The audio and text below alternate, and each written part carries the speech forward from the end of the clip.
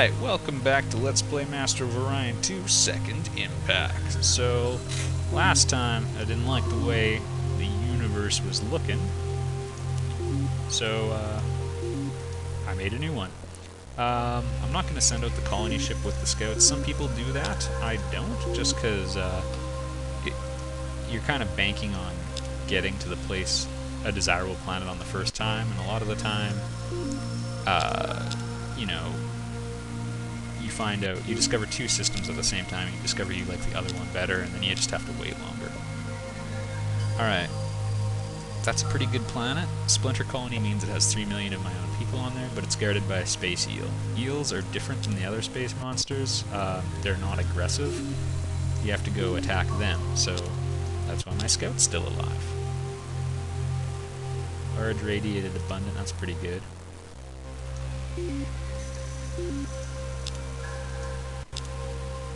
Echidna has nothing, and this system is worthless.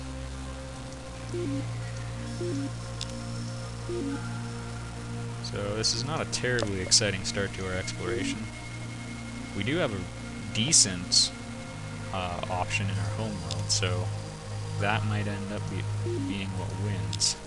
When it comes to, you know, comes time to make the difficult choice.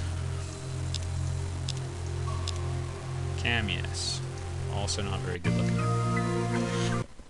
Alright, there's Cylons out there. Let's go visit them real quick and get on good terms straight up. Alright.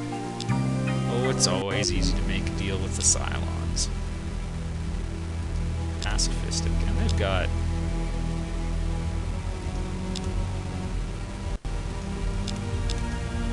Okay, so they spent their first researching in this tree, it looks like. I don't feel bad, I'm not really falling behind them, that's encouraging. Large radiated abundant, small barren abundant. Well, they certainly got the best planet in the system, but large radiated abundant isn't bad. Just coming to say hi. Large radiated abundant, okay. I'm gonna go for that one. Because it's not a shared system, and that is often a source of contention with the other races, so we don't want to go there this early in the game. We're all happy. I'll be able to terraform this planet later, so that's good enough, and I'm going to leave them starving until I can get my automated factories, and then remember about all that other stuff. Wrathi. They are often a repulsive race, so you can't have diplomatic relations with them. And that is the case this time. That's disappointing. Pirates Cache. Small barren abundant, small swamp poor low G. On a low G race. Normally I don't go for poor planets, but with unification you can, I don't know, you can get a lot of production out of a pretty terrible planet, so that's a maybe. I don't know, I might go for that one. It's a small galaxy, so... Tiny barren rich. Probably wouldn't go for that one, unfortunately. The rich is nice, but you just cannot get very much of it. You're hired. Ultra poor, that's a no. Large radiated abundant, I could go for that one.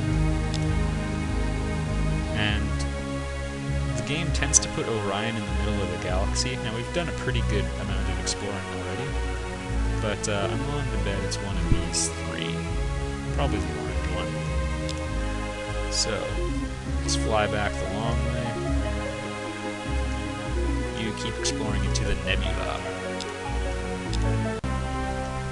Okay, we've got our research lab. The most important thing is to remember to do that right away.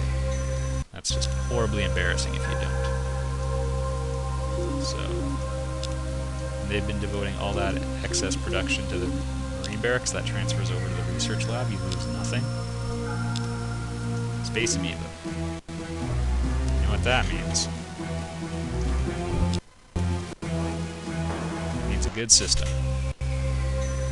Large barren rich. Splinter colony again. Wow, that is a pretty good system. Lots of big planets.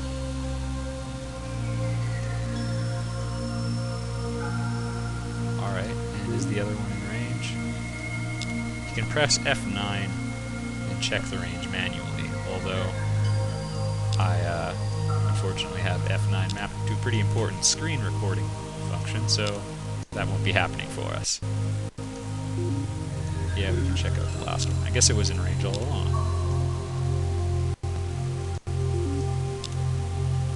Build a freighter fleet so the other place can have its population start going up, and then we'll get started on real research. Huge barren poor. It's a bit of a maybe.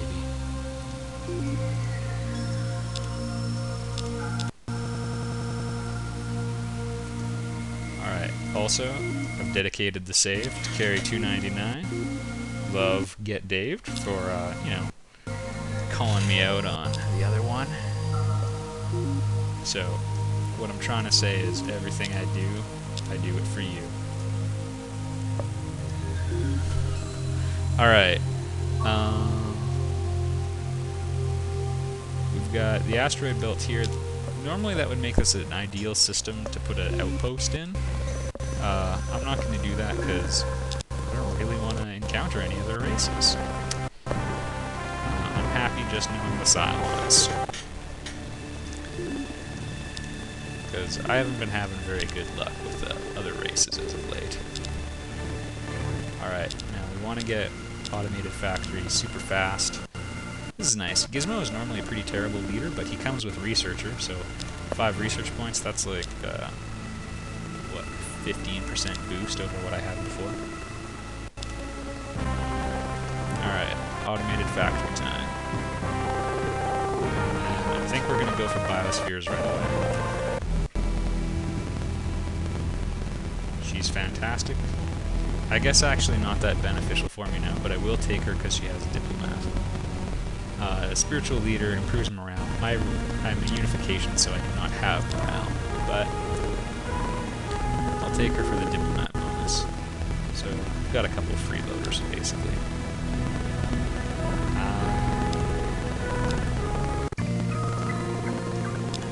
Alright, we've got a non-aggression pact. Those don't really mean a whole lot. And some FaceTime with Wilrathi.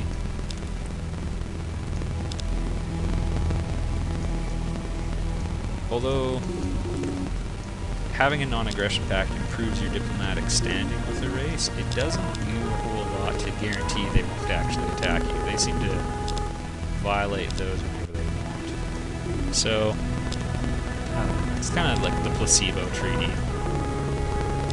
Everyone took a page out of Hitler's book and just sort of breaks it whenever they feel like it. We're going to do a colony base right away here.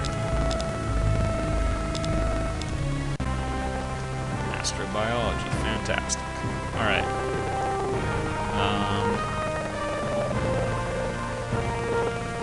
Cloning centered could be advantageous. Normally I go for soil enrichment, but the unification should offset that. But I'm already having trouble with pollution cutting into my production, so I'm gonna... Oh, I'd like to hire him. Diplomat and then a bunch of other good ones. He's a pretty good leader to have, so not too expensive. Alright. You guys know the drill.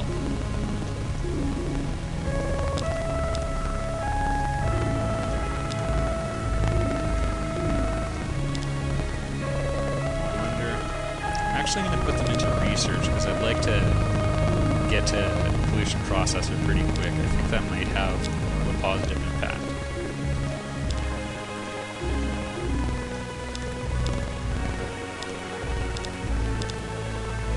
Alright, we can afford Jared.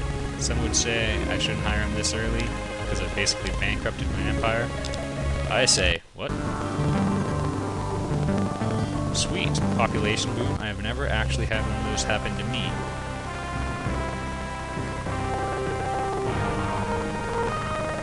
Yeah, we're going to go for pollution processor right away here.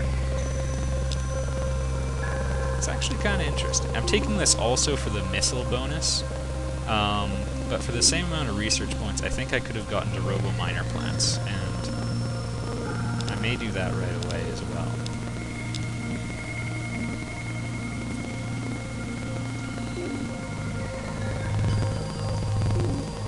Booze is doing pretty well with their housing, that's good. I'm gonna let them grow for one more turn because they'll produce another population unit. You're not hired. And now I'm gonna switch them over to colony base. Well, I guess a few more turns of boosted population growth would be okay. And the population boom's over. Woodstock's over, everybody. Still, probably should have taken advantage of that and built housing, but that's just something you can do instead. I'll see you next time.